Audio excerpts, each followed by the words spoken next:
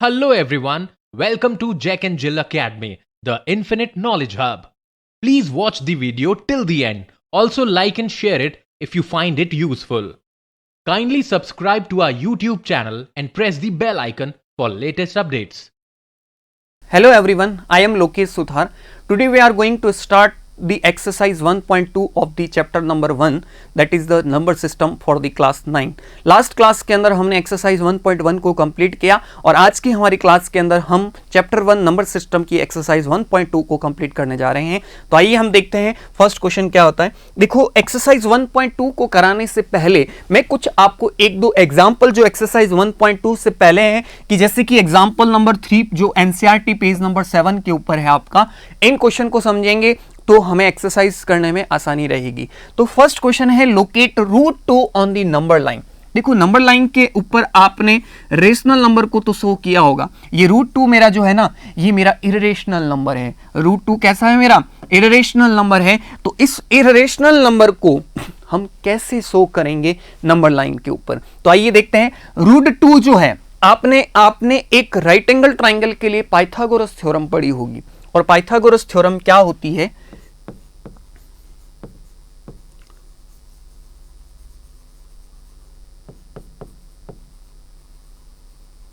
Pythagoras theorem होती है hypotenuse square is equals to perpendicular square plus base square.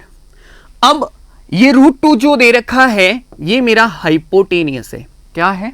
Hypotenuse है। तो हमें यहां पर ये बताना है कि परपेंडिकुलर और बेस हम ऐसा क्या लें कि हमारा हाइपोटेनियस रूट 2 आ जाएगा। देखो, परपेंडिकुलर अगर मैं 1 लूं और बेस भी अगर 1 लूं तो 1 का स्क्वायर 1, परपेंडिकुलर हमने 1 लिया तो 1 का स्क्वायर 1, बेस को भी हमने 1 लिया तो 1 का स्क्वायर 1, 1 प्लस 1 कितना हो जाएगा? 2, और फिर ये स्क्वायर उधर जाएगा तो स्क्वायर रूट ऑफ 2। तो दैट मीन्स परपेंडिकुलर हमने 1 और बेस हमने 1 लिया तो 1 का स्क्वायर प्लस 1 का स्क्वायर, तो hypotenuse square is equals to 1 plus 1, तो कितना हो जाएगा? 1 प्लस 1 2, तो हाइपोटेनियस हमारा क्या आ गया? रूट 2। आ गई बात समझ में? तो इसका मतलब ये हुआ कि जब हम बेस और परपेंडिकुलर 1 लेंगे तो हमें यहां पर मैंने आपको प्रूफ करके ये बताया कि बेस परपेंडिकुलर 1 1 लेने से हमारा हाइपोटेनियस जो है रूट 2 आ रहा है। तो अब ये जो 1 1 बेस और परपेंडिकुलर आए, ये हमें नंबर लाइन को बनाने में, नंबर लाइन के ऊपर रूट 2 बनाने में हेल्प करेंगे। कैसे करेंगे? आइए हम देखते हैं। कि जैसे कि हमारी ये एक नंबर लाइन है, ये हमारी एक नंबर लाइन है जिसके अंदर हमारा ये 0, ठीक है। देखो, अगर इस डायग्राम को अच्छा बनाना है और थोड़ा सा एक्सपांड करके बनाना है तो मैं आपको यहां पर एक सजेस्ट ये करूंगा कि आप इस नंबर लाइन के ऊपर जो स्केल करोगे, उस स्केल को आप क्या करोगे? 2 सेंटीमीटर को 1 सेंटीमीटर के इक्वल प्रूफ करोगे। यानी कि आपका यहां पर 1 सेंटीमीटर जो आएगा, आपको स्केल में 2 सेंटीमीटर मेजर करके बनाना है। अगर स्केल आप बड़ी लोगे तो उससे आपका डायग्राम थोड़ा सा बड़ा बनेगा और आपको अच्छे से विजिबल होगा। इसलिए मैं आपकी यहां पर लाइन की स्केल को चेंज कर रहा हूं कि आप अपनी स्केल का 2 सेंटीमीटर मेजर करके आप यहां पर 1 सेंटीमीटर शो करोगे। इसी तरह स्केल का 4 सेंटीमीटर यहां पर 2 सेंटीमीटर शो करोगे, और इसी तरह स्केल का 3 सेंटीमीटर यहां, स्केल का 6 सेंटीमीटर यहां पर 3 सेंटीमीटर शो करोगे। यानी कि 2-2 सेंटीमीटर के गैप से हम नंबर लाइन के ऊपर नंबर्स को शो कर रहे हैं, जिससे हमारा जो डायग्राम बनेगा, जो नंबर लाइन के ऊपर रूट 2 हम लोकेट करेंगे, वो एक अच्छे से विजिबल हो पाएगा जब नोटबुक के अंदर आप बनाओगे। ठीक है, तो आइए हम चलते हैं। अब हमारा बेस जो है वो 1 है। एक राइट एंगल ट्राइंगल जो होता है उसका एक तरह से देखा जाए तो ये हाइपोटेनियस रूट 2, ये बेस मेरा 1 और ये मेरा परपेंडिकुलर भी 1। ठीक है, तो 0 से आप 1 सेंटीमीटर के लिए तो क्या बनाओगे? बेस बना दिया। ठीक है, तो देखो 0 से 1 सेंटीमीटर तक तो आपने ये बेस बना दिया। फिर यहां से 90 डिग्री पर आप क्या बनाओगे? परपेंडिकुलर बनाओगे। तो ये आप स्केल में तो 2 सेंटीमीटर आना चाहिए, लेकिन है एक्चुअल में ये कितना सेंटीमीटर, 1 सेंटीमीटर है। और फिर अगर आप इस टॉप पॉइंट को इस 0 से जब ज्वाइन कर दोगे तो ये आपका जो हाइपोटेनियस आएगा, ये आपका क्या आएगा हाइपोटेनियस, ये आपका √2 मिलेगा। क्या मिलेगा, √2 मिलेगा हाइपोटेनियस। तो अब आगे क्या करना है हमें, आगे हमें ये करना है कि हमारा जो ये 0 है, 0 से कंपास की निडल को रख के आपको इस पॉइंट तक ओपन करना है। किस पॉइंट तक, इस पॉइंट तक। 0 पर कंपास की निडल रख के कंपास को ओपन कहां तक करना, इस पॉइंट तक। और इस पॉइंट पर करने के बाद आप 0 से ही इस पॉइंट से इस कंपास को मूव कर दोगे, यानी कि एक आर्क बना दोगे इस तरह से, इस तरह से। तो हमारा ये √2 की वैल्यू समथिंग 1.414 होती है, अप्रोक्सीमेट वैल्यू, ठीक है। तो 1.5 लगभग आपका यहां आता है, तो ये जस्ट 1.5 से पहले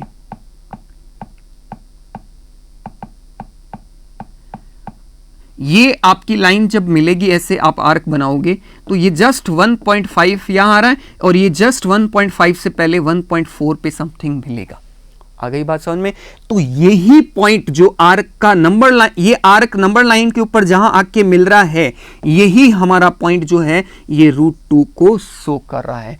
तो इस तरह से हम नंबर लाइन के ऊपर ये √2 को शो कर सकते हैं।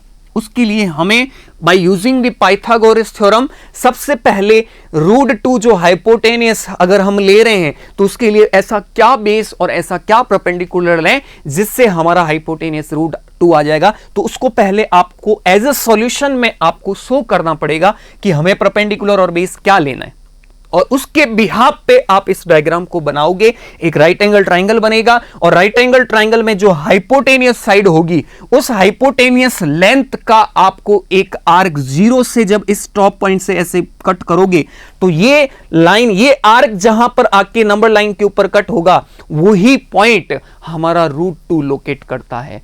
तो इस तरह से हम बनाते हैं। ऐसे क्वेश्चन 1-2 हम आगे करेंगे। आपके सिलेबस के अंदर √2, √3 और √5 दे रखा है, ठीक है। मैं आपको ये क्वेश्चंस भी आगे करवाऊंगा, ठीक है, एक्सरसाइज के अंदर। और एक और एग्जांपल है कि √3 को हम कैसे करेंगे। आइए हम √3 को करने के लिए सबसे पहले क्या करेंगे, जैसे √3 को करना है तो पाइथागोरस थ्योरम हमारी होती है hypotenuse square is equals to perpendicular square plus base square. Pythagoras theorem हमारी क्या होती है, perpendicular square plus base square, ठीक है। अब हाइपोटेनियस जो है हमारा वो तो है √3। तो बताइए इस √3 के लिए परपेंडिकुलर और बेस ऐसा क्या लें कि हमारा हाइपोटेनियस √2 आ जाए। तो अगर मैं परपेंडिकुलर को तो √2 लेता हूं और बेस को 1 लेता हूं, परपेंडिकुलर को √2 लेता हूं और बेस को 1 लेता हूं, तो देखते हैं हाइपोटेनियस √3 आता है या नहीं आता है। तो hypotenuse square is equals to √2 का स्क्वायर, परपेंडिकुलर का स्क्वायर प्लस बेस का स्क्वायर मतलब 1 का स्क्वायर। तो हाइपोटेनियस स्क्वायर √2 का स्क्वायर 2 होता है, यू नो दैट, 1 का स्क्वायर 1। तो हाइपोटेनियस स्क्वायर 2 + 1 कितना हो गया 3। तो अगर हमें हाइपोटेनियस चाहिए तो स्क्वायर इधर आएगा, तो स्क्वायर रूट ऑफ 3।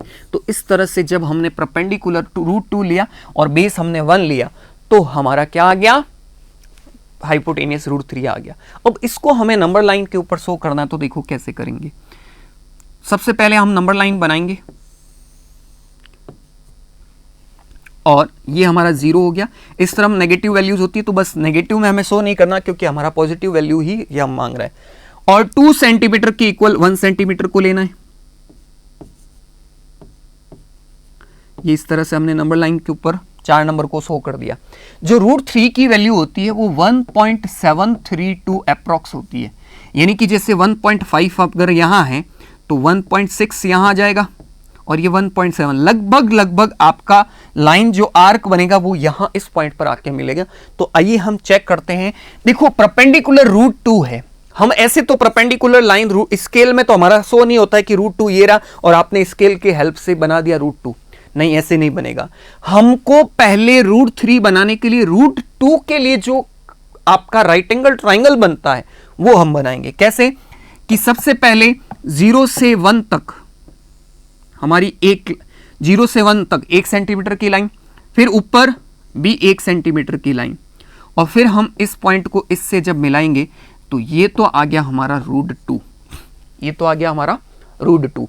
अब इस √2 मतलब बेस इसमें क्या आ रहा है, इस क्वेश्चन के लिए परपेंडिकुलर क्या है, √2, तो ये तो हो गया परपेंडिकुलर। ये परपेंडिकुलर तो बेस जो है लगभग यहां पर बनेगा 90 डिग्री के एंगल पर, 90 डिग्री के एंगल पर 1 सेंटीमीटर लाइन अगर हम बना देंगे तो ये हमारा बेस बन गया 1 सेंटीमीटर। और हम 0 से अगर इस पॉइंट को मिला देंगे तो ये लाइन जो आएगी ये आ जाएगी हमारा √3। क्या आ जाएगी, √3। अब हमें क्या करना है, कंपास को इस 0 पर रखकर और इस पॉइंट तक ओपन करना है। किस पॉइंट तक, इस पॉइंट तक ओपन करना है। कंपास को 0 पर रखकर इस पॉइंट तक ओपन करना है और यहां से यहां तक का कंपास में मेजरमेंट लेके और आपको कंपास को इस तरह से घुमाना है। और कंपास जब इस तरह से घुमाओगे तो ये लाइन देखो कहां के मिल रही है, आपकी एग्जैक्ट देखो 1.732 लगभग आके मिलेगी। तो यही हमारा √3 होगा नंबर लाइन के ऊपर। बात समझ में आई? तो इस तरह से सबसे पहले अगर कोई भी रूट के इस तरह के इरेशनल नंबर्स को नंबर लाइन के ऊपर शो करना है तो हम किसकी हेल्प लेंगे, पाइथागोरस थ्योरम की। और पाइथागोरस थ्योरम हमें क्या बताएगी कि उसके लिए परपेंडिकुलर और बेस क्या होगा, और परपेंडिकुलर और बेस होगा तभी हम उसकी हेल्प से जो है राइट एंगल ट्राइंगल बना के, और राइट एंगल ट्राइंगल में जो हाइपोटेनियस लेंथ को मेजर करके हम आर्क जब बनाएंगे और वो आर्क नंबर लाइन के ऊपर जहां आके मिलेगा वही हमें √3 को शो करेगा। Are you got it? तो इस तरह से हम रूट के नंबर्स को नंबर लाइन के ऊपर शो करते हैं। तो आइए अब हम प्रवेश करते हैं एक्सरसाइज 1.2 के अंदर। इससे पहले ये जो एक्सरसाइज 1.2 से पहले आपके ये क्या दे रखे हैं, एग्जांपल्स दे रखे हैं। तो अब देखो, state whether the following statements are true और false, justify your answer. Every irrational number is a real number. दुनिया के अंदर जितने भी नंबर्स होते हैं वो सारे रियल होते हैं, चाहे वो रेशनल हो चाहे इरेशनल हो। That means every irrational number क्या होगा, रियल होगा, बिल्कुल होगा। Irrational number, a number is said to be rational if can not be written in the P upon Q form and P and Q are integers and Q is not equal to 0। Irrational number के अंदर हमारे आते हैं पाई, √3, 5 + √3, ये इस तरह से अगर कोई नंबर लिखो तो ये हमारे इरेशनल नंबर है। और real number the collection of both rational और irrational numbers are known as the real numbers. तो रियल नंबर के अंदर हमारे ये भी इंक्लूड होते हैं। तो इसका मतलब every rational number, every irrational number is a real number. ये स्टेटमेंट आपका बिल्कुल ट्रू है। ठीक है, नेक्स्ट स्टेटमेंट देखो, every point on the number line is of the form √m where m is a natural number. Number line के ऊपर every number root के फॉर्म में शो होगा क्या, एवरी m मतलब नेचुरल नंबर आ रहा है। अगर मैं रूट के अंदर आपका 4 लिख देता हूं तो वो √m फॉर्म में नहीं रहेगा, वो तो हमारा रेशनल बन जाएगा। √4 की वैल्यू क्या होती है, 2, और 2 को तो हम जनरली आप शो कर सकते हो नंबर लाइन के ऊपर, ये 0, ये 1 और ये 2, ये रहा 2 तो डायरेक्टली शो हो गया। अभी हमने रूट के नंबर्स को शो करने के लिए देखो पाइथागोरस थ्योरम वगैरह, लेकिन √4 है।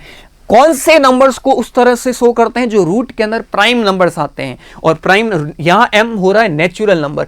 तो natural number, every natural number के लिए हम every point on the number line is in the form of root की फॉर्म में नहीं होगा, एवरी नंबर नहीं होगा, एवरी नेचुरल नंबर नहीं होगा। ठीक है, सिर्फ और सिर्फ रूट के अंदर जो प्राइम नंबर्स आएंगे वही हमारे क्या होंगे, रूट की फॉर्म में नंबर लाइन के ऊपर शो होंगे। Have you got it? आगे चलते हैं। Every real number is an irrational number, false. देखो, एवरी इरेशनल रियल हो सकता है बट एवरी रियल इरेशनल, जैसे कि 2 भी मेरा रियल नंबर है तो क्या ये इरेशनल होगा? मेरा जो है 1/2 भी मेरा एक रियल नंबर है बट ये इरेशनल है क्या? नहीं है। तो every real number is not a rational number. Just 2 example के थ्रू ही आपका मैंने डाउट क्लियर कर दिया, क्योंकि रियल नंबर जो होते हैं आपके, the real number include both irrational and rational, therefore every real number cannot be irrational। every real number जो होता है वो कभी भी irrational नहीं हो पाएगा। ओके, आगे चलते हैं। are the square root of all the positive irrational, square root of all positive integer irrational? if not, give an example of the square root of the number that is a rational। Root के अंदर every positive integer जो होगा वो क्या rational होगा, irrational होगा क्या? नहीं होगा, बिल्कुल नहीं होगा। क्यों? क्योंकि अभी जस्ट बताया कि रूट के अंदर अगर मैंने 3 लिखा तो ये 3 मेरा प्राइम है, इसलिए ये इरेशनल है। तो रूट के अंदर सिर्फ जो प्राइम होंगे वही इरेशनल होंगे। लेकिन रूट के अंदर मैंने 4 लिख दिया, रूट के अंदर मैंने 9 लिख दिया, तो रूट 4 का क्या होता है 2, रूट 9 का क्या होता है 3, तो ये मेरे क्या होंगे, रेशनल होंगे ना। ये तो रेशनल होंगे ना, इरेशनल थोड़ी ना है। तो रूट के अंदर एवरी पॉजिटिव इंटीजर हमारा इरेशनल नहीं होगा। रूट के अंदर जो प्राइम आ रहे हैं वो मोस्टली हमारे इरेशनल होंगे। ओके, आगे चलते हैं। No square root of all positive integer are not irrational. For example root 4 को 2 लिख सकते हैं, ये तो रेशनल है। रूट 9 को हम 3 लिख सकते हैं, ये भी रेशनल है। Hence the square root of positive integer 4 and 9 are not rational, that is 2 and 3 respectively, ये आपके रेशनल नहीं है। तो दैट मीन्स ये हो गया कि एवरी रूट स्क्वायर रूट के अंदर आने वाला पॉजिटिव इंटीजर वो आपका इरेशनल नहीं बनेगा, वो रेशनल भी हो सकता है। ठीक है, अब हमें रूट 5 को रिप्रेजेंट करना है नंबर। अभी हमने रूट 2 को किया, अभी हमने रूट किसको किया, रूट 2 को किया और रूट 3 को किया। अब हमारी बारी आती है रूट 5 की। तो रूट 5 को शो करने के लिए देखो पाइथागोरस थ्योरम की हेल्प लेते हैं। Hypotenuse square equal to perpendicular square plus base square. Hypotenuse हमारा रूट 5 है, तो इसके लिए हम बेस और परपेंडिकुलर ऐसा क्या लें कि हमारा हाइपोटेनियस रूट 5 आ जाएगा। तो उसके लिए परपेंडिकुलर अगर मैं 2 ले लूं और बेस अगर मैं 1 ले लूं तो 2 का स्क्वायर 4 और 1 का स्क्वायर 1, 4 + 1 5, तो रूट 5 आ जाएगा। तो कैसे, तो हाइपोटेनियस का स्क्वायर, परपेंडिकुलर हमारा 2 है तो 2 का स्क्वायर, बेस हमारा 1 है तो 1 का स्क्वायर, 2 का स्क्वायर 4, 1 का स्क्वायर 1, 4 + 1 कितना हो गया 5 हो गया। तो हाइपोटेनियस स्क्वायर 5 आया, लेकिन हमें हाइपोटेनियस चाहिए तो वो आ जाएगा रूट 5। उसके लिए हमने बेस क्या लिया 2 और परपेंडिकुलर क्या लिया 2 और बेस क्या लिया 1। तो आइए हम इसको नंबर लाइन के ऊपर कैसे शो करेंगे। ये हो गई हमारी नंबर लाइन, ये 0, ये नेगेटिव नंबर कर दिया हमने। 2 centimetre equal to 1 centimetre, scale का ध्यान रखना ताकि विजिबल अच्छा डायग्राम बने, नहीं तो छोटा सा इतना बनेगा कि आपको सही से विजिबल ही नहीं होगा।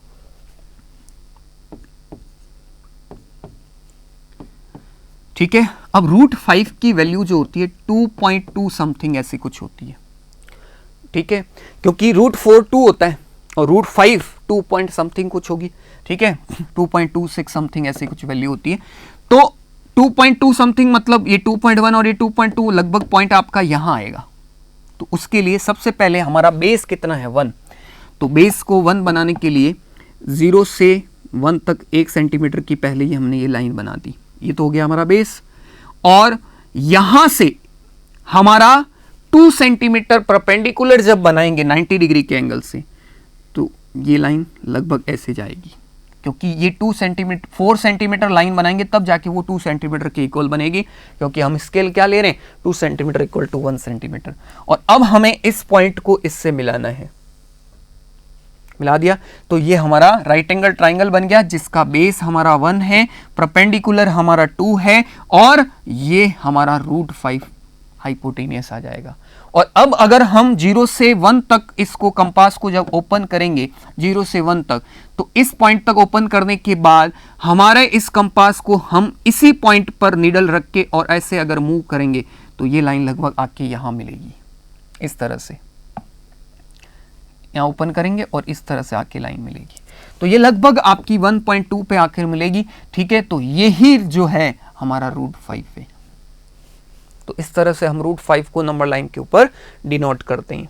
ठीक है, तो इसी के साथ हमारी ये एक्सरसाइज 1.2 यहां पर कंप्लीट होती है। ठीक है, आगे की क्लासेस के अंदर हम एक्सरसाइज 1.3 को कंप्लीट करेंगे। इससे पहले इन एक्सरसाइज को अच्छे से समझने के लिए पहले के वीडियोस जो इंट्रोडक्शन पार्ट्स हमारे डाले हुए हैं यूट्यूब चैनल पर, वो आप जरूर देखें, ताकि आपको यहाँ के एक्सरसाइज के एक्सप्लेनेशन समझने में थोड़ी सी आसानी होगी।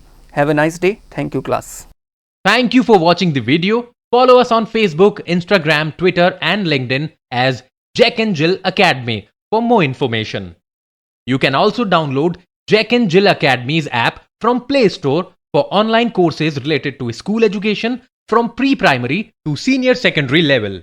Competitive exams like NTSC, NDA, CLAT, JEE, NEET, and multi-activities like yoga, art and craft, dance, music, self-defense, and many more.